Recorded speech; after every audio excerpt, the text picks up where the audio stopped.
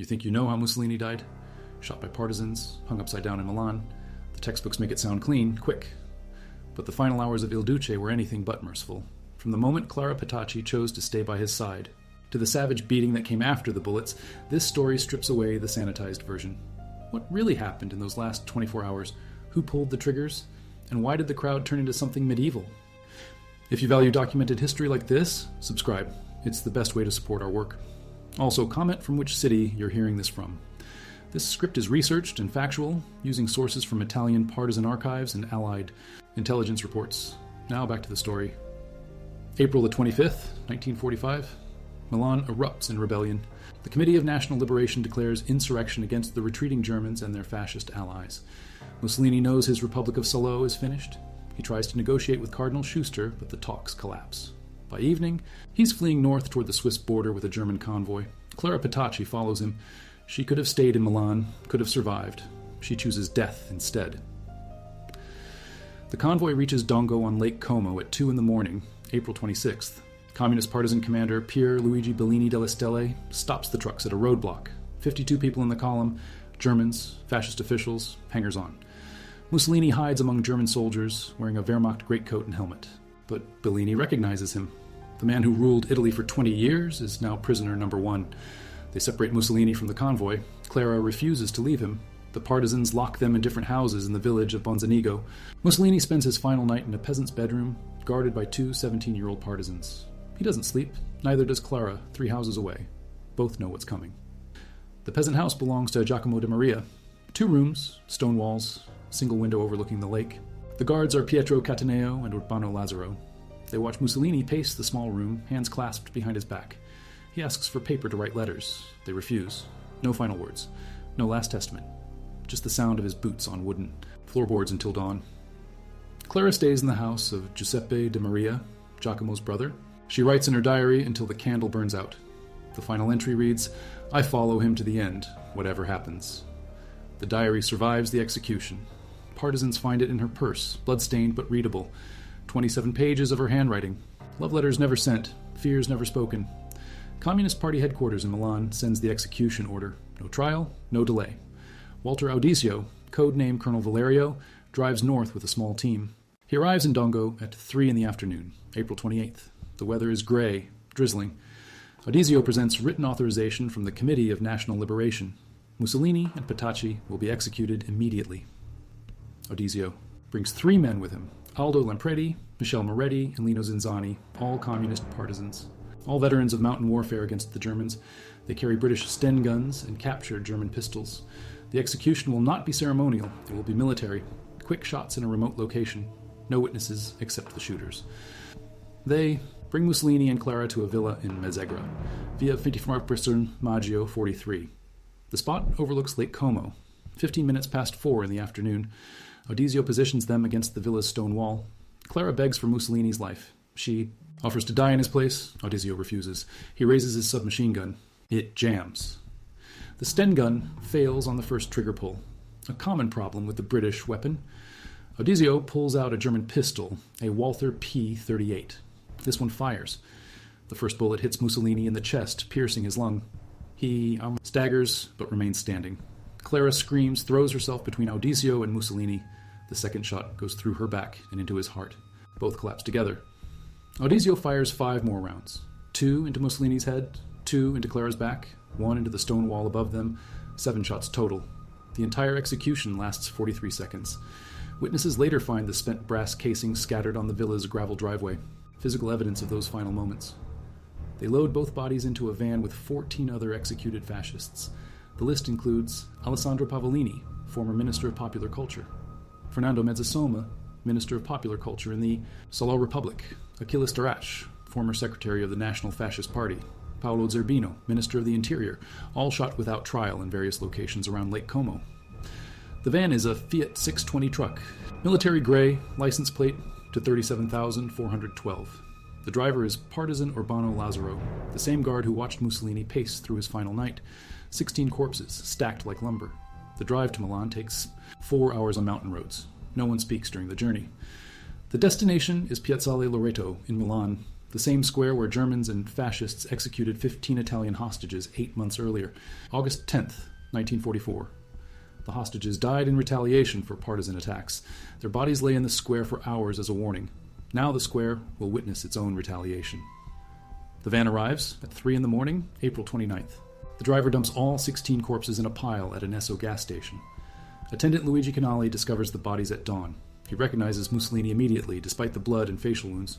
Within minutes, he's running through the streets shouting the news. The dictator is dead. Come see for yourself. Dawn breaks gray and cold. Temperature 47 degrees. Light rain continues from the night before. Milanese discover the bodies. Word spreads through the city like fire. By 8 a.m., thousands gather in the square. What happens next isn't political justice. It's primal revenge 20 years in the making. The crowd kicks and spits on Mussolini's corpse. Someone urinates on his face. A woman named Rosa fires. 5 shots into his body, 1 for each of her sons killed in the war. Her pistol is a small Beretta, 25 caliber. She empties the entire magazine into his chest. Another woman, Maria, kicks him in the head with her wooden shoe. The sound echoes across the square. The frenzy escalates beyond individual acts. Groups of men take turns stomping on the corpse.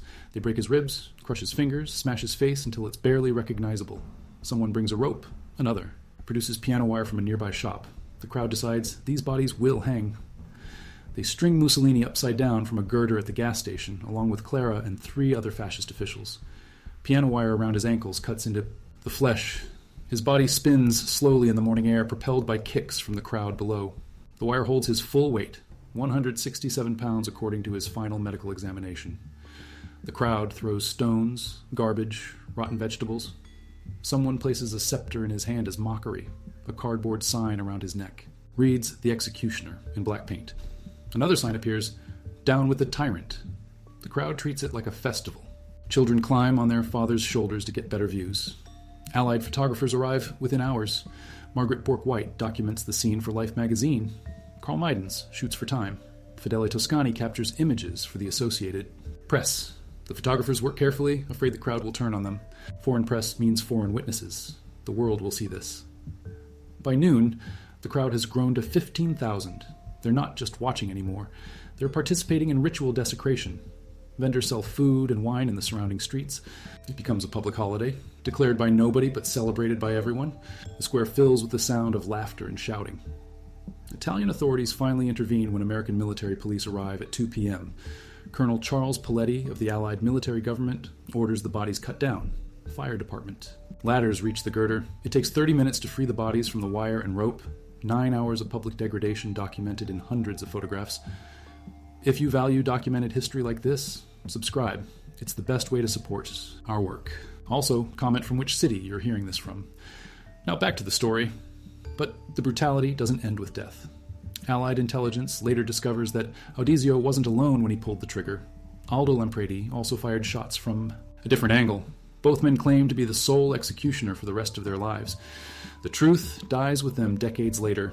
Political necessity creates competing narratives even in death. The execution team splits up immediately after the shooting. Audizio returns to Milan by car. Lampredi takes a different route through mountain villages. Moretti and Zinzani dispose of the weapons in Lake Como.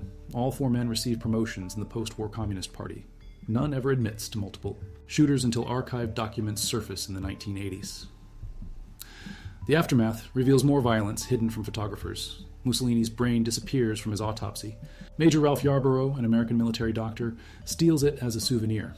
The brain sits in a jar of formaldehyde in his New York apartment for 43 years. Italy reclaims it in 1988 after diplomatic pressure. Clara Petacci's jewelry vanishes from her corpse. Partisans strip her body while she hangs upside down, searching for valuables. Her diamond earrings, gold bracelet, and pearl necklace disappear into the crowd. The theft happens in full view of thousands, but nobody intervenes. The dead have no rights in Piazzale Loreto. The bodies undergo multiple autopsies. Italian doctors perform the first examination at Milan's Institute of Legal Medicine. Dr. Mario Catabeni leads the team. They find 11 bullet wounds in Mussolini's body, 7 from the execution, 4 added post-mortem by the crowd.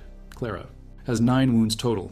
The medical reports read like battlefield casualty assessments. American medics conduct a second autopsy at Allied request. They want independent confirmation of cause of death. Major William Porter documents every wound with photographs and measurements. The American report confirms the Italian findings, but adds details about blunt force trauma from crowd violence. British pathologists perform a third examination for intelligence purposes. They extract bullets and shell fragments for ballistics. Analysis: 3 different calibers: 9mm from Audizio's pistol, 25 caliber from the crowd, and 45 caliber from an unknown shooter. The evidence suggests more violence than anyone admitted. The burial becomes another ordeal. Authorities initially enter both bodies in unmarked graves in Musacco Cemetery, Milan. Plot number 16 in section K. No headstone, no marker, no flowers allowed, but fascist sympathizers discover the location through cemetery workers who accept bribes. Easter Sunday, 1946. 3 men dig up Mussolini's coffin at 2 in the morning. Domenico Licisi leads the team. They transport the remains to a safe house in Pavia, then to a Franciscan monastery. The monks agree to hide the body in exchange for donations to their church. The body disappears for 11 years. Police search hundreds of locations across northern Italy. Rewards are offered. Informants provide false leads. The communist government fears Mussolini's grave will become a pilgrimage site for neo-fascists. Better to let him stay hidden than risk political resurrection. Police finally recover the remains in April 1957. Father Atanasio at San Francesco Monastery in Pavia admits to hiding the corpse in a wooden crate behind the altar. The monks preserved it with lime and cloth wrappings. After 11 years, the body remains recognizable. The final interment doesn't happen until August 31st, 1957. Mussolini's widow, Rachel, buries him in the family crypt in Predappio, his birthplace. The ceremony is private. Only family members attend. Clara Petacci lies in Rome's Verano Cemetery. They died together, but remained separated in death.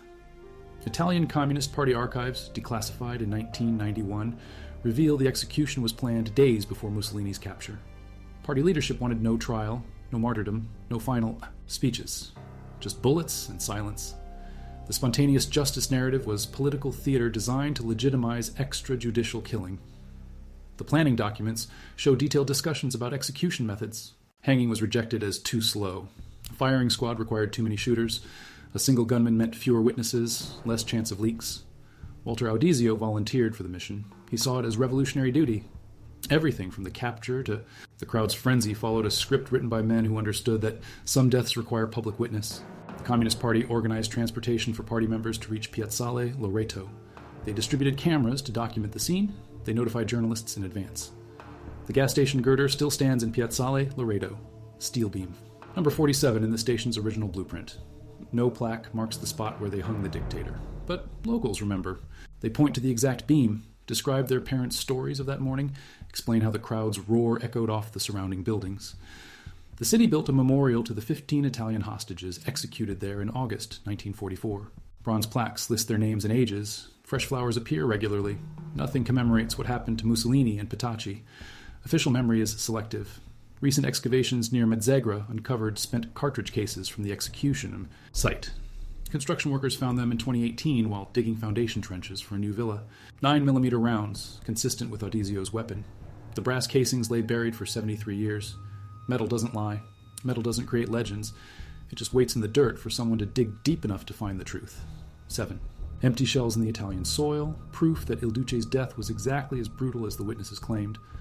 The villa in Mezzegra, where they died, becomes a pilgrimage site for different reasons. Neo-fascists arrive secretly at night, leaving flowers and small Italian flags. Anti-fascists come during the day, spray-painting anti-Mussolini graffiti on the walls. The current owners, the Belmonte family, repaint the wall every few months. The bullet holes remain visible in the stone. Local records show the villa sold 3 times between 1945 and 1960. Each owner complained about constant visitors, broken windows, stolen roof tiles taken as souvenirs. The final sale in 1960 went to a Milan industrialist who threatened to demolish the building. Public outcry from historians forced him to preserve it. Swiss border records reveal how close Mussolini came to escape. The Chiasso crossing. Point is 8 kilometers from Dongo. Had the German convoy continued for 20 more minutes, Il Duce would have reached neutral territory. Swiss authorities confirmed they would have granted asylum. Instead, a partisan roadblock changed history. The roadblock itself was almost accidental. Bellini delle Stelle positioned his men to intercept German military supplies, not to capture. Fleeing fascists. When the convoy approached, partisan Giuseppe Negri noticed the suspicious behavior of one helmeted soldier who kept his head down. That observation led to Mussolini's identification. Clara Petacci's decision to follow Mussolini remains puzzling to historians. She had opportunities to flee Italy weeks earlier. Her brother Marcello, a pilot, offered to fly her to Switzerland on April 15th. She refused. Vatican contacts promised safe passage to South America through church networks. She chose Mussolini instead. Her final letter to her mother, written in Bonzanigo, explains her reasoning. I cannot abandon him now when everyone else has. History will judge him, but love judges differently. If he dies, I die. There is no other choice for me. The letter reaches her family 3 weeks after her death. The execution van's journey from Lake Como to Milan carries more significance than just transportation. Driver Urbano Lazzaro follows the same route Mussolini used for his weekend trips to his villa in Rocca delle Caminate. The dictator's luxury Mercedes traveled these roads dozens of times. Now, a military truck carries his corpse over identical asphalt. Partisan records show they considered multiple execution sites before choosing Mazegra. The first option was a quarry near Damaso, too remote for easy body transport. The second was a bridge over Lake Como, but they feared the corpses would sink and never be found. The villa provided privacy with convenient road access. Weather reports from April 28th show temperatures dropping throughout the day. At the time of execution, 4:25 p.m., the thermometer read 12 degrees Celsius, light. Rain continued from morning clouds. The cold weather preserves the bodies during transport, preventing decomposition that would make identification difficult in Milan. Ballistics analysis from the recovered shell casings reveals specific details about the weapons used. The 9mm rounds came from a Walther P-38 manufactured in 1942. Serial number checks trace it to Wehrmacht supplies captured by partisans in February 1945. The gun that killed Mussolini was German. The Esso gas station in Piazzale Loreto becomes an unlikely landmark. Built in 1938, it served the neighborhood for 40 years before demolition. The girder from which they hung the bodies was steel beam number 12, manufactured by Breda Steelworks in Milan. After demolition, scrap dealers sold pieces as historical souvenirs. American intelligence reports describe the crowd's behavior in clinical detail. OSS agent Robert Koch observes from a nearby building, documenting the scene for psychological warfare analysis. His report notes the crowd's organized nature, suggesting political coordination rather than spontaneous rage. Someone planned the spectacle. The planning extends to media coverage. Communist Party newspapers receive advance notice of the executions. Photographer Fedele Toscani arrives at Piazzale Loreto 30 minutes before the bodies appear. He positions himself for optimal camera angles, suggesting prior knowledge of events. The famous images weren't accidental journalism. Clara Petacci's autopsy reveals details omitted from public reports. She was pregnant at the time of death, approximately 6 weeks along. The information remains classified for 30 years to protect her family from additional scandal.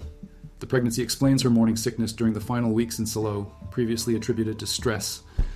Military police reports document the cleanup operation after authorities cut down the bodies. They collect 123 spent cartridge cases from various calibers fired by the crowd. 17 knives and makeshift weapons abandoned by fleeing spectators. 3 cameras confiscated from amateur photographers who got too close. The bodies undergo embalming at Milan's Brera Hospital.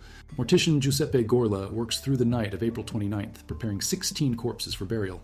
He later describes Mussolini's condition: unrecognizable face, broken ribs, crushed fingers. The crowd did more damage than the bullets. Gorla's embalming notes survive in hospital archives. Mussolini's brain weighed 1,300 grams, slightly below average. His heart showed signs of advanced arteriosclerosis. His liver revealed cirrhosis from heavy drinking. The medical evidence suggests Il Duce was already dying from natural causes. The stolen brain's journey to America involves multiple conspiracies. Major Yarborough smuggled it in his personal luggage aboard a military transport to New York. Customs. Officials never inspected medical officers' bags. The brain sits in his Manhattan apartment, preserved in a glass jar, for 43 years. Yarborough's widow discovers the jar after his death in 1987. She contacts Italian authorities, unsure what to do with her husband's macabre souvenir. Diplomatic negotiations take 14 months. Italy pays for transportation costs and promises no criminal charges. The brain returns to Rome in December 1988. Italian forensic experts confirm the brain's authenticity through DNA analysis in 1989. They compare tissue samples with hair from Mussolini's personal effects stored in government archives. The match is definitive. They re-enter the brain with the rest of his remains in Predapio Cemetery. The cemetery in Predapio becomes a controversial tourist destination. Far-right groups organize annual pilgrimages on Mussolini's birthday, July 29th. Local authorities struggle to balance historical significance with public order concerns. Police monitor visitors during peak fascist commemoration dates. Tourism statistics from Predapio show disturbing trends. Annual visitors increased from 2,000 in 1960 to 50,000 in 2020. Souvenir shops sell fascist memorabilia. Tour guides offer sanitized versions of Mussolini's biography. The brutality of his death gets airbrushed. From popular memory. Recent archaeological work at the Mazzegra execution site uncovers additional evidence. Ground-penetrating radar detects metal fragments buried deeper than the shell casings found in 2018. Excavation reveals buttons from Mussolini's coat, Clara's jewelry pieces, and bone fragments from unknown sources. The bone fragments present a mystery. Carbon dating places them in the correct time period. DNA analysis proves they're human but doesn't match either Mussolini or Petacci.